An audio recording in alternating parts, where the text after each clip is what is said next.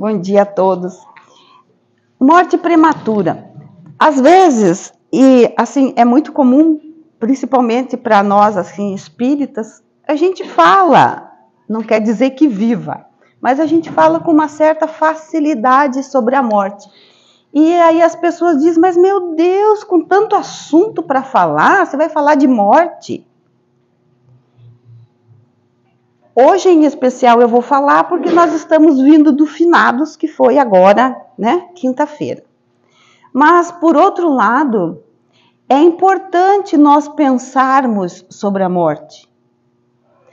Quando nós lemos, em especial, as obras do Espírito André Luiz, através da psicografia de Francisco Cândido Xavier, nós vemos a quantidade de espíritos que desencarnam e chegam na espiritualidade sem saber o que aconteceu.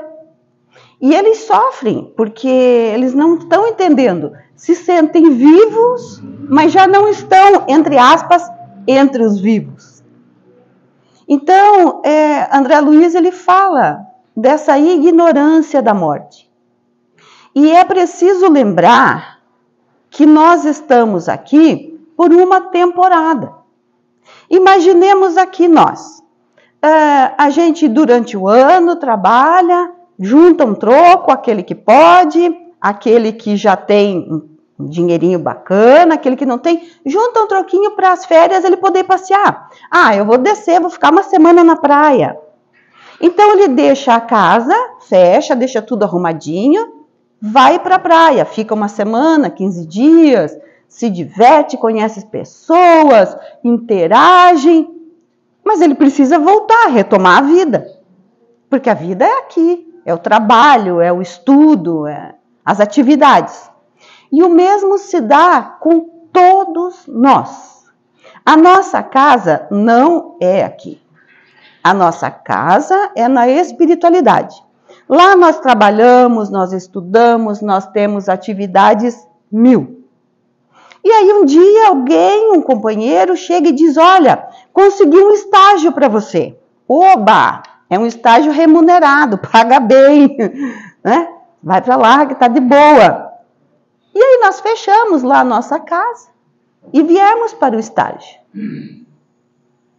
Mas, em determinado tempo, o estágio termina, é um contrato que nós fazemos. E ao terminar esse contrato, nós precisamos retomar para casa. Então, é preciso viver esse estágio conscientes de que mais dia, menos dia, nós vamos voltar para casa. Esse estágio não pode, de jeito nenhum, ser maior do que a nossa casa, a nossa realidade. Mas como nós vivemos de ilusões, às vezes essa ilusão daqui toma um volume muito grande e nós temos dificuldades em nos desligarmos da ilusão e assumir a realidade. Então, o dia de hoje nós vamos falar sobre morte prematura. Nesse tema que eu vou falar, não está incluso o suicídio, porque a pessoa quis, aquele suicídio provocado. Não está incluso a drogadição. Não está incluso as pessoas que vivem de forma violenta. Porque, infelizmente, essas pessoas elas já estão mais em curso dessa morte prematura. Então, são exceções. Eu vou falar aquilo que é de modo geral, a regra, né? Não é a regra, é o modo geral. Então, sempre que morre uma criança, um jovem, um adulto jovem, nós ouvimos com muita facilidade as pessoas dizer que ela morreu antes da hora. Nossa, mas não estava na hora de morrer, porque era tão novo, era só uma criança, era só um bebê. Será que existe morte prematura? Eu estava ouvindo o companheiro falar da guerra, e eu pensei, será que lá existe morte prematura? E aí nós vamos para o dicionário. O Aurélio diz que prematuro é tudo aquilo que se manifesta ou sucede antes do tempo. Então, aconteceu antes do tempo, é prematuro. E a pergunta que não quer calar é: quando nós falamos em morte prematura, nós estamos baseados em quê para fazer essa afirmativa? Morreu uma criança. Ai, foi tão prematuro. Sério? Baseado em que você está falando isso? Na idade física? Se for na idade física, em que normalmente é uma visão materialista, extremamente pobre e triste. E aí nós voltamos lá para aquele início. Nós não somos daqui. Então é preciso repensar. A criança, por exemplo, o jovem ao desencarnar, na nossa visão limitada, ilusória e materialista, é prematuro. Mas pode não ser prematuro da visão do lado espiritual. Porque naquele período em que ela morreu, às vezes questão de dias, questão de 5 anos, 15 anos, era o tempo necessário para aquela fase evolutiva em que ela estava. Quando nós desencarnamos, já lá pelos... Hoje é tão difícil, eu estava falando com mulheres maravilhosas aqui, de 70, de 80 anos. É difícil falar em idade quando a pessoa está bem. Mas vamos jogar uma idade aqui que nós precisamos. A pessoa está lá pelos seus 80, 70 e pouco, desenvolveu uma doença pelo longo da vida e morreu. Nós vamos dizer assim, alguns, né? Nossa, coitada, descansou. Porque houve um desgaste, estava todo mundo vendo que estava caminhando para aquilo ali. Mas pode ser que do lado espiritual seja prematuro. Então, na nossa visão não era, mas na visão espiritual poderia ter sido. Nossa, Mari, pelo amor de Deus, com 80 anos prematuro, Divaldo está caminhando para 95 e está produzindo muito mais do que a maioria de nós. E vamos lembrar do livro Nosso Lar, quem leu, o André Luiz, ele, não me lembro bem certa a idade, mas ele tinha mais de 60 e ele estava lutando com um câncer. Então, quando ele morreu, não foi prematuro para ninguém aqui, porque ele já estava com aquela problemática e estava tratando. Mas lá do lado espiritual, no período em que ele passou numa área bem umbralina, os espíritos chamavam ele de suicida. E ele falou, mas eu não me suicidei, eu morri de câncer. Mas ele entrou no mundo espiritual como um suicida indireto, que vou falar daqui a pouquinho. Então, essa visão da morte prematura, ela pode, não estou dizendo que mas ela pode ser vista sob 2 pontos de vista. Do lado material, essa nossa visão, né, materialista, que nós consideramos a idade da pessoa para morrer. E do ponto de vista em relação ao tempo de vida que foi programado para permanecermos aqui.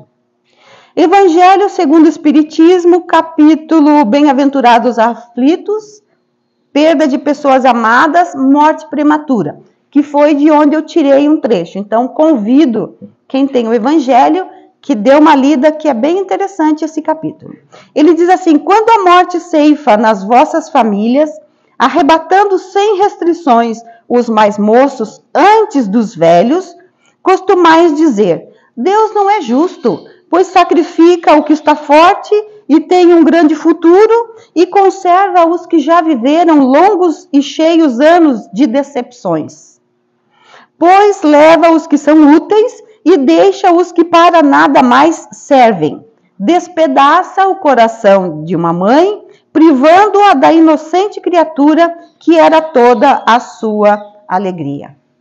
Muito fácil de entender, porque nós mesmos, aqueles de nós com mais idade, costumamos dizer, mesmo nós espíritas, mas meu Deus, veja só, eu cheio de encrenca aqui, cheio de doença, estou aqui.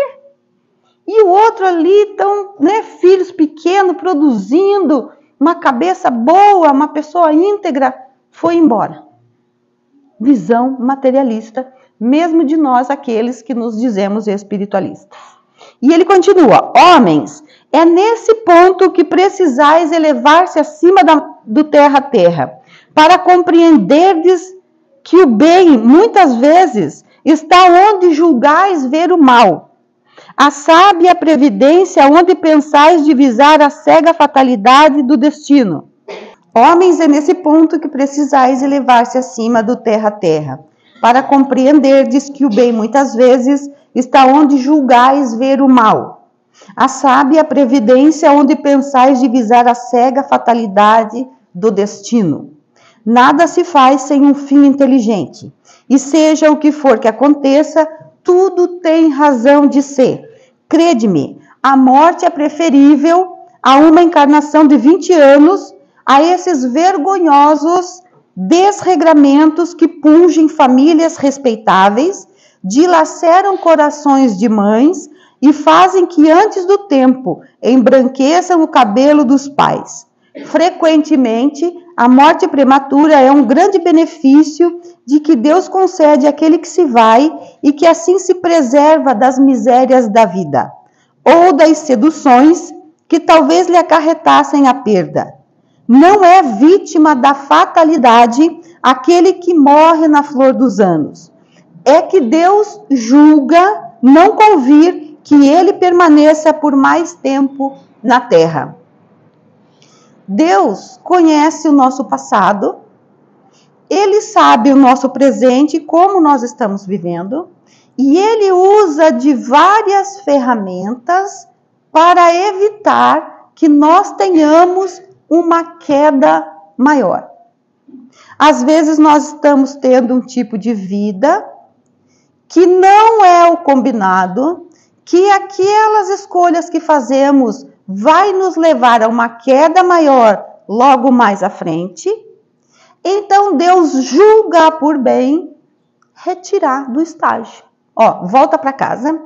Vamos recapitular os estudos, que parece que você não entendeu. Daqui a pouco você vai cair a ficha e você volta. Só que para nós que ficamos aqui, a perda dessa pessoa é muito significativa. Até porque nós combinamos de estar juntos aqui. E um apoia o outro. E perder esse apoio, para nós, é muito difícil. E ele continua: é uma horrenda desgraça, dizeis, ver cortado o fio da vida tão prenhe de esperanças. De que esperanças falais? Das da terra? Onde podia brilhar, abrir caminhos e enriquecer? Sempre essa visão estreita, incapaz de elevar-se acima da matéria. Sabeis qual teria sido a sorte desse espírito, ao vosso parecer tão cheia de esperanças? Que vos diz que ele não seria saturado de amarguras? Supondes então que mais vale uma posição elevada entre os homens do que a dos espíritos bem-aventurados? Essa é uma outra questão. Às vezes nós temos um jovem brilhante. Eu tenho um jovem que foi da minha juventude, lá do centro. Trabalhei 27 anos com nossa juventude e, se Deus quiser, ano que vem volto. Porque, cansei de ficar no meio de velho. Quero voltar para a juventude. E esse menino, gente, eu nunca vi um espírito daquele tamanho. Hoje ele está na casa dos 32 anos. Para ele chegar no topo da profissão dele, ele tem que derrubar o presidente. E como é uma mega multinacional, e ele tem 32 anos. Ele tem uma facilidade em apaziguar conflitos que vocês não têm ideia. Ele é uma empresa gigante. trabalha com pessoas de todas as nações. E ele, antes dos 30, já era a pessoa que lidava com os conflitos das grandes cabeças dessa empresa. Então, vamos dizer assim, se nós olharmos essa criatura apenas do lado material, porque financeiramente ele não precisa de mais nada na idade que ele está e conquistou com o trabalho dele. Não é que ele roubou, não é com a família, não. É trabalho dele. Se ele chegar aqui, vocês vão ver um menino da faixa etária dele e vocês não imaginam o tamanho. E eu não vou nem falar financeiramente, mas assim, ó, ele se enturma já. E ele vai ficar meia hora e quando ele for embora, ninguém vai ter esquecido dele. Aí a gente olha essa criatura, vamos supor, Deus abençoe que não, né? Que viva muito, porque é uma pessoa que lida, apazigua conflitos, que dure muitos anos essa criatura. Mas vamos supor que ele desencarne, a gente vai ver o gigante profissional que ele é.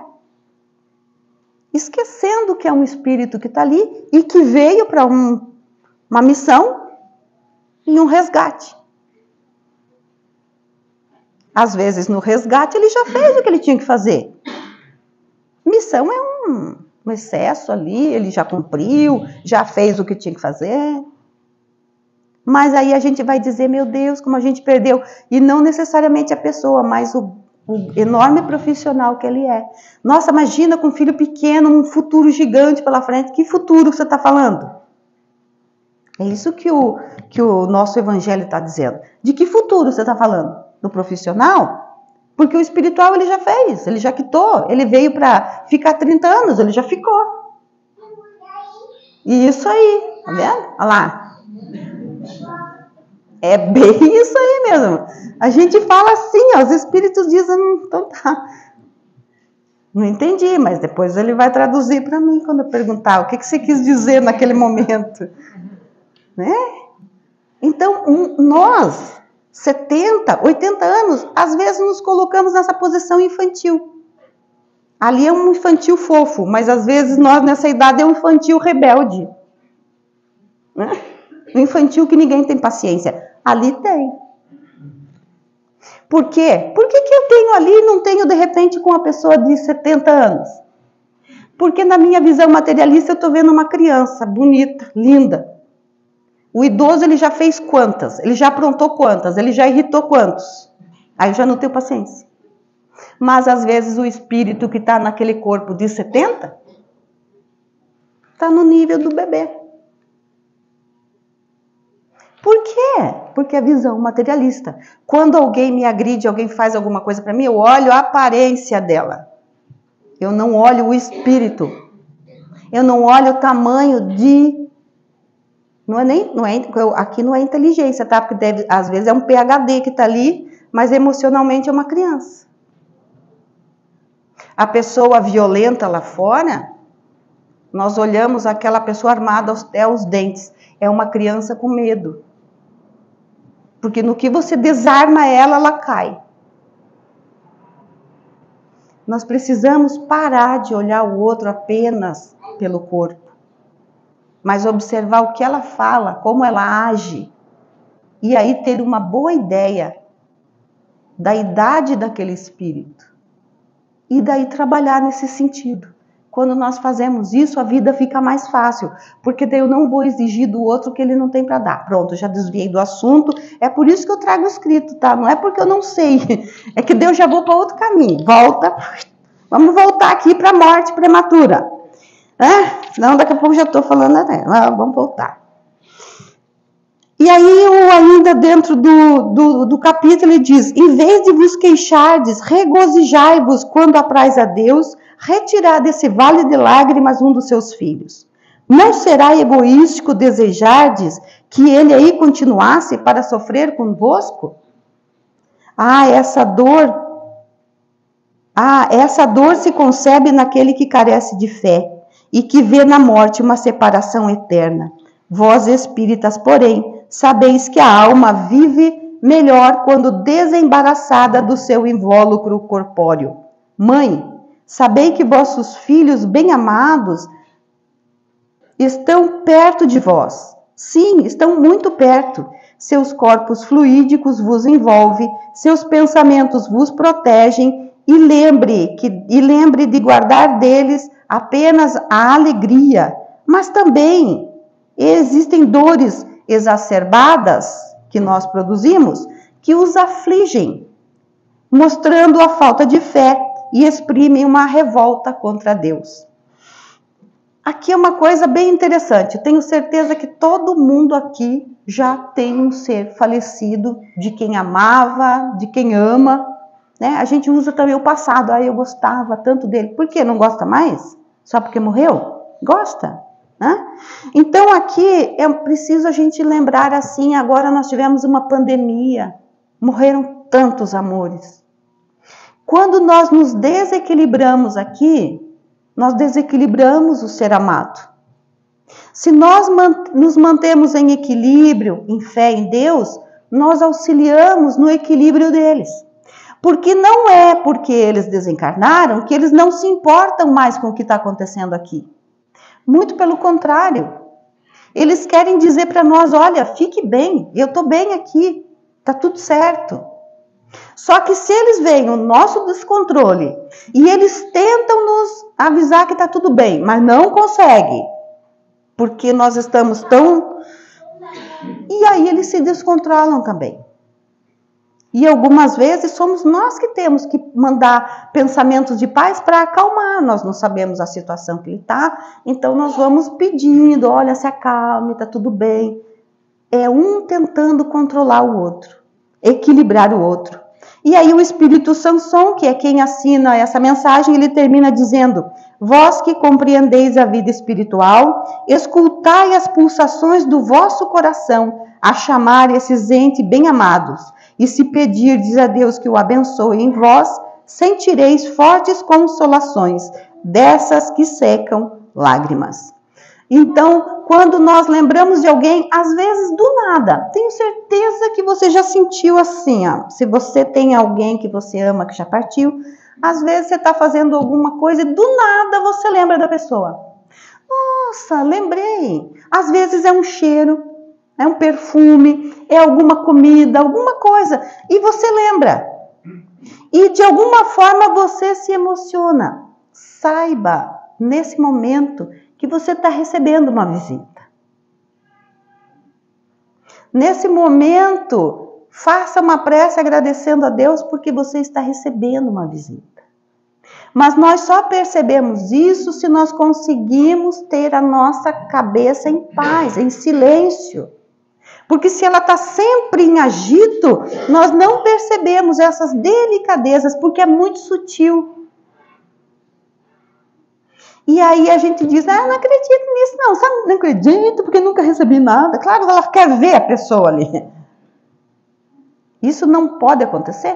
Pode, mas daí precisaria ter um médium de efeitos físicos que colocasse a criatura para nós. Mas nem sempre isso está à mão. Então, quando é que nós percebemos? É essa lembrança que de algum modo me emociona. Nossa, que saudade! É ele, é ela. Porque quando nós dormimos é mais fácil. Só que ao acordar, essa materialidade nossa bloqueia a lembrança.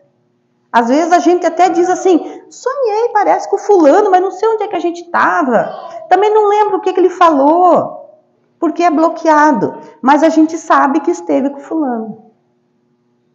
E aqui um cuidado também. Quando a gente sonha com fulano, é preciso saber que sentimento aquela lembrança ao acordar me trouxe.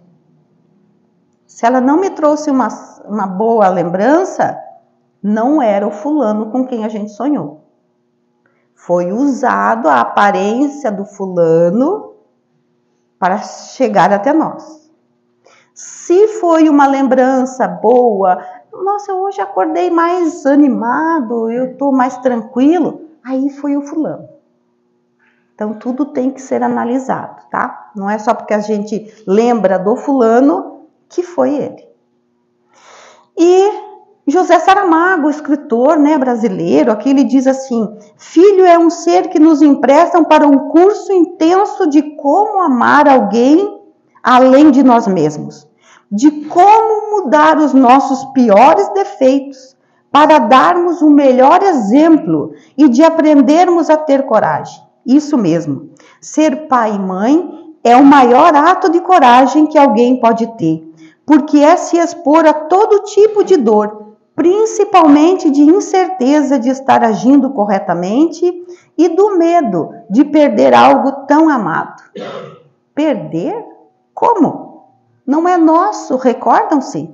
Foi apenas um empréstimo. Os nossos filhos, eles não são nossos filhos. São empréstimos de Deus, para que nós os levemos pelo melhor caminho possível, dentro daquilo que nós podemos e dentro daquilo que eles podem dar. Mas perda é o sentimento que nós temos quando alguém desencarna. E nesse processo, muitos de nós nos revoltamos. Porque Deus não é justo. Como é que Ele levou o nosso precioso bem? Como é que Ele levou o nosso filho, a nossa mãe, o nosso marido, o nosso irmão, o nosso amigo? Enfim, seja lá quem for. Mas vamos pensar, quem somos nós para peitar Deus a esse nível? De dizer que Deus é injusto porque levou um ser amado. Gente, nós pais imperfeitos, não queremos mal para os nossos filhos? Como é que pode passar pela nossa cabeça que a perfeição suprema, que é o nosso mal, ele se beneficia do quê? Deixando nós infelizes. Tudo o que acontece na nossa vida, de bom ou de ruim, não é porque Deus quer. É porque nós fazemos as nossas escolhas, nós trilhamos os nossos caminhos, e esse trilhar, essas escolhas, geram consequências para nós. Tudo fica gravado no nosso subconsciente. Eu vou falar no espírito, né? Porque se eu falar subconsciente, aqui nós vamos pensar em corpo. Fica gravado no espírito. Fica gravado na consciência, porque a consciência não é desse corpo, é do espírito. E aquilo que nós fazemos de bem, ela gera uma consequência positiva. Aquilo que nós fazemos de mal, ela gera uma consequência negativa. E aí nós fazemos um balanço ao retornar para casa. Pisei na bola aqui, preciso corrigir isso. Anota aí. Olha, isso aqui foi muito legal que eu fiz, eu cresci um tanto aqui, anota aí e tal. E aí chega um momento em que, feito essas análises, a nossa consciência, nós mesmos vamos dizer assim, preciso voltar para o estágio para fazer umas correções do que eu fiz lá. Não gostei dessa atitude, preciso melhorar aqui. Esses pontos positivos que eu tenho vai me ajudar a vencer essa dificuldade. Em suma, fazemos um balanço e pedimos para voltar, para corrigir e para conquistar. Chico Xavier, ele tem uma história que uma senhora tinha uma criança de 4 anos e ela ficava com a babá para os pais poderem trabalhar. E um dia andando de bicicleta, a menininha caiu, bateu a cabeça no meio-fio, desencarnou. Imaginemos nós aqui. A gente já diz assim, mas eu pago para você cuidar da minha filha e ela morre na sua mão? E, nossa, deu uma coisa feia, cadeia inclusive, a babá acabou sendo presa, mas ainda aquilo não foi suficiente para acalmar a dor da mãe, e ela acabou chegando lá no Chico. E aí o Chico falou assim, minha amiga, 4 anos aproximadamente, não quer dizer, hoje fiz 4 anos, vou morrer hoje. Não, é aproximado. A tua filha ia desencarnar.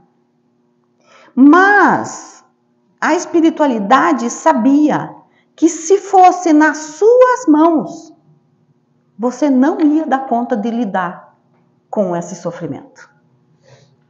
E as chances de você cometer um ato translocado seria muito grande. Por misericórdia divina, ocorreu na mão da babá, que tinha um suporte melhor para lidar com aquilo, até porque não era sua própria filha. Não quer dizer que ela não gostasse da criança, mas a ligação é diferente. Então, agradeça a Deus que aconteceu na mão de outra pessoa e não na sua. E aí é claro que a mãe voltou, tirou o processo e a babá foi solta. Mas vejam, nós não temos o Chico na nossa vida. É preciso refletir além daquilo que nós estamos vendo. Houve negligência? Se eu disser houve, então eu vou dizer que Deus está errado. Porque deixou uma criança de 4 anos que não tinha compromisso de desencarnar nessa faixa etária na mão de um responsável, de um assassino. Então Deus errou. Mas eu preciso dizer que Deus não erra. Nós é que nos equivocamos nas conclusões que nós tiramos.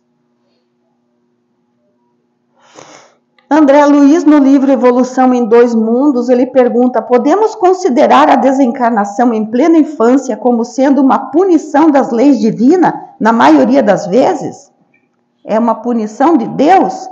E o mentor diz assim: muitas existências são frustradas no berço, não por simples punição externa da lei de Deus, mas porque a própria lei divina funciona em todos nós, frequentemente através do suicídio integralmente deliberado ou do próprio desregramento. Aqui entra o suicídio indireto. Operamos em nossa alma desequilíbrios, quais tempestades ocultas que desencadeamos por teimosia no campo da natureza íntima. Então Deus não pune, são situações vividas e que nós colocamos na nossa consciência, como ele diz aqui, no suicídio direto. Me matei, por escolha. Isso está gravado em mim. É a maior violência que o ser humano pode causar, é tirar a sua própria vida. Sabia dessa? Não é nem matar o outro. A maior violência nem está em matar o outro. Está em tirar a sua. Porque o outro pode ser gente boa e entender que houve um momento de desequilíbrio do assassino. E ele perdoar o assassino. Mas nós não nos perdoamos, por incrível que pareça. Nós temos facilidade em perdoar o outro, mas não temos facilidade em nos perdoarmos. E aí nós vemos na questão 346A do Livro dos Espíritos, que ele diz assim: mas tá aí, qual é a utilidade dessas mortes prematuras? Para que então? Para que Deus põe um ser para viver 4, 5, 10, 20 anos? Para quê? E os Espíritos dizem: a causa são das mais diversas, mas uma delas é a imperfeição da matéria. E o apóstolo Paulo lhe diz, né, que o nosso corpo é o santuário do Espírito.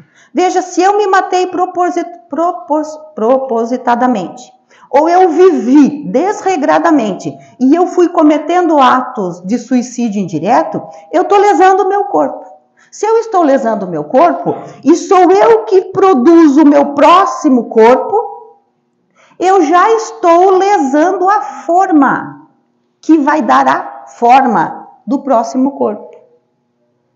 Vamos supor aqui que nós estamos lá no mundo espiritual e nós somos chamados para fazer a programação da nossa própria da nossa próxima reencarnação.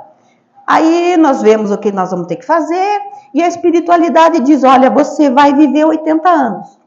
Beleza? Beleza. Show. Aí nós reencarnamos e vivemos uma vida viciosa.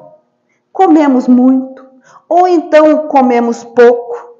Dormimos muito, dormimos pouco. É muita festa, é muito samba e rock and roll. Isso tudo faz um desgaste prematuro da máquina.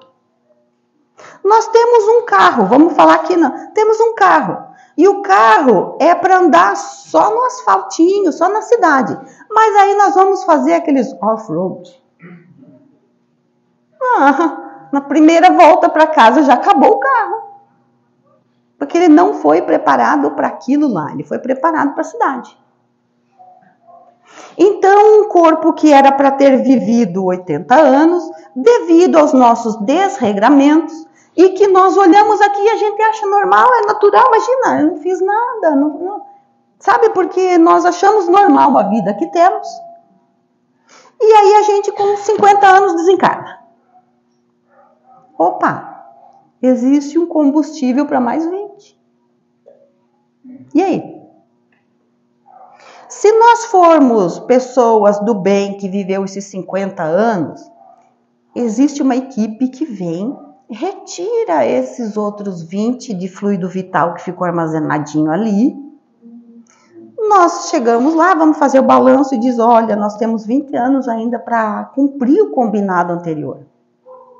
Mas se nós não formos gente boa nesses 50 anos,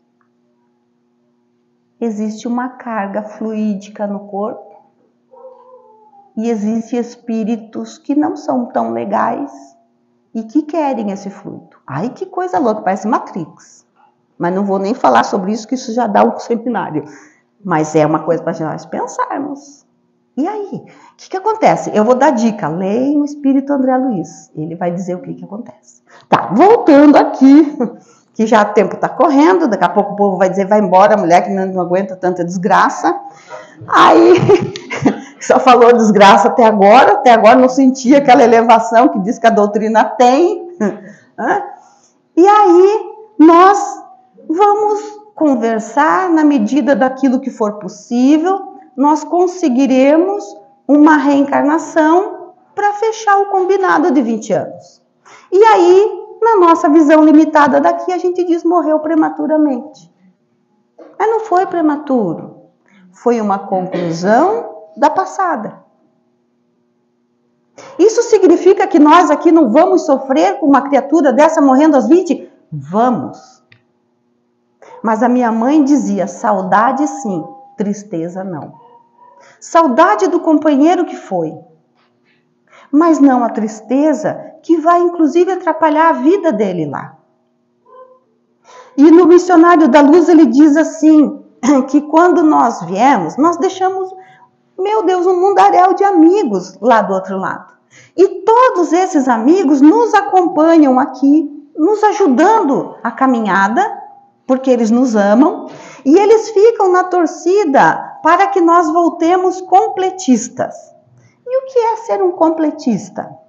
Está lá em Missionários da Luz. Completista é o título que designa os raros irmãos que aproveitaram todas as possibilidades construtivas que o corpo terrestre lhes oferece.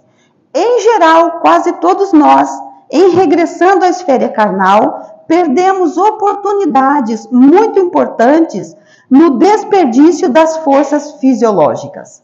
Perambulamos por aqui, fazendo coisas, algumas úteis para nós, alguma coisa útil para os outros, mas por vezes desprezamos 50, 60, 70% e frequentemente mais das nossas possibilidades.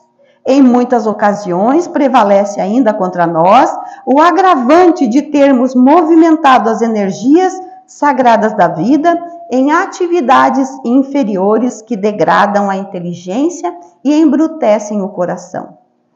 Eles estão dizendo que é comum nós jogarmos fora até 70% das possibilidades da nossa vida.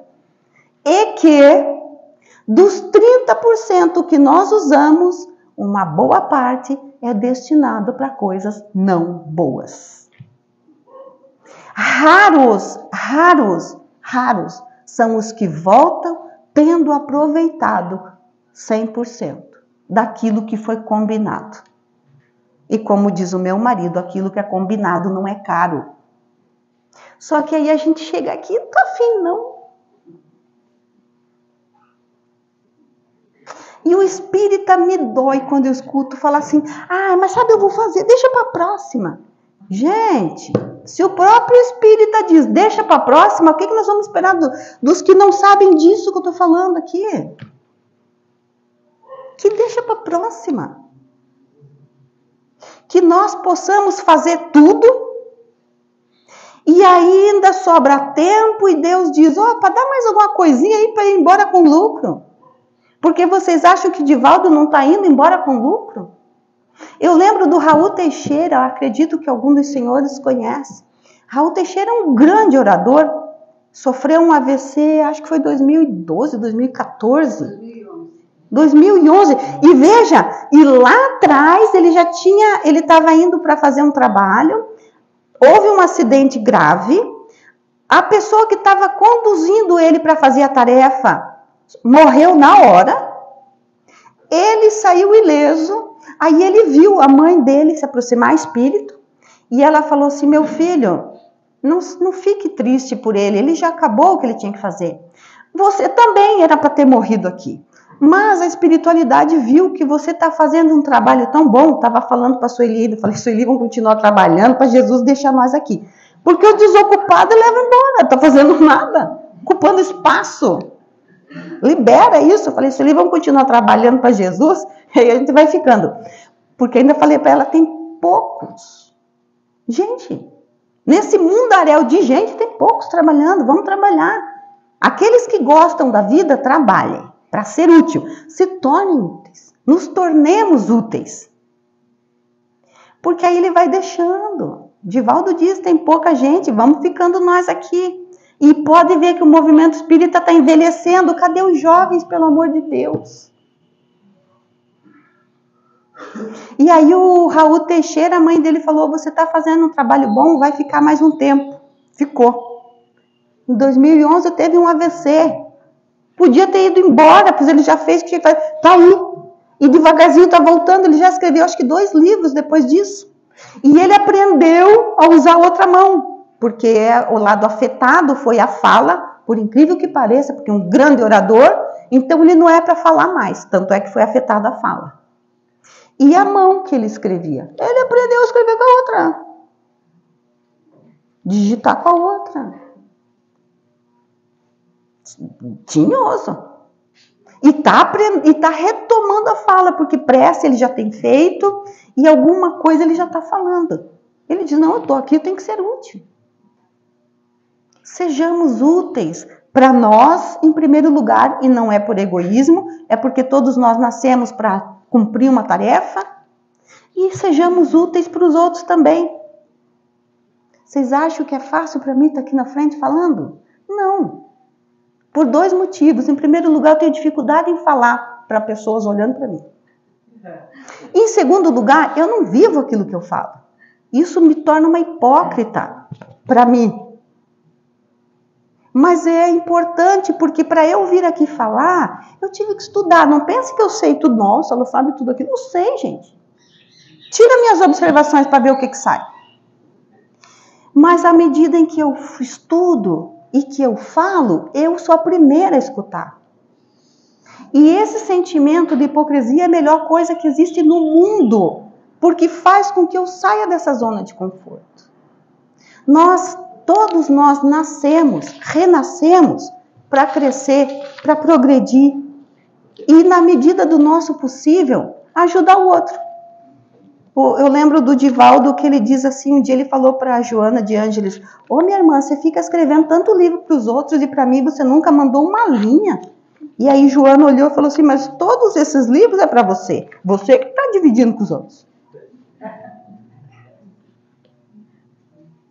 Sabe, então quando a gente vem falar, quando a gente faz uma aula, não é para os outros, é para mim, em primeiro lugar para nós. E aí a gente acha tão bacana que a gente quer dividir. Então, não existe morte prematura, desde que nós não vamos ao encontro dela, né? Vivendo de uma forma que nos coloque nessa condição de risco. E quando eu falei ali da guerra, não dá para falar, porque cada caso é um caso. Terá muito daquele que está indo porque está louco para matar todo mundo e não liga se vai morrer ou não. mas aqueles que estão dentro da sua casa estão sendo violentados dentro dos seus lares, não é prematuro. Foi um combinado. Olha, vai haver uma guerra e você vai estar no meio disso. E você vai voltar através disso. Tá certo? Tá certo. Porque todos nós combinamos o que nós iríamos passar aqui. De coisas grandes. Olha, vocês vão passar pelo Covid. Uma parte vai voltar, mas você vai permanecer, porque você nem merece voltar ainda. Porque o morrer, gente, de forma natural, significa que nós já fizemos o que tínhamos que fazer. Ou fizemos ou não, não importa. O nosso tempo combinado deu. Aqueles de nós que permanecemos, ou é porque Deus diz, nossa, a situação está feia, deixa mais um pouco para ver se a criatura toma jeito, o que é uma benesse divina, ou ele diz, você ainda não acabou seu tempo. Que nós possamos aproveitar o tempo que nós temos aqui da melhor forma possível. Que o Senhor Jesus ampare a todos nós e eu devolvo a palavra.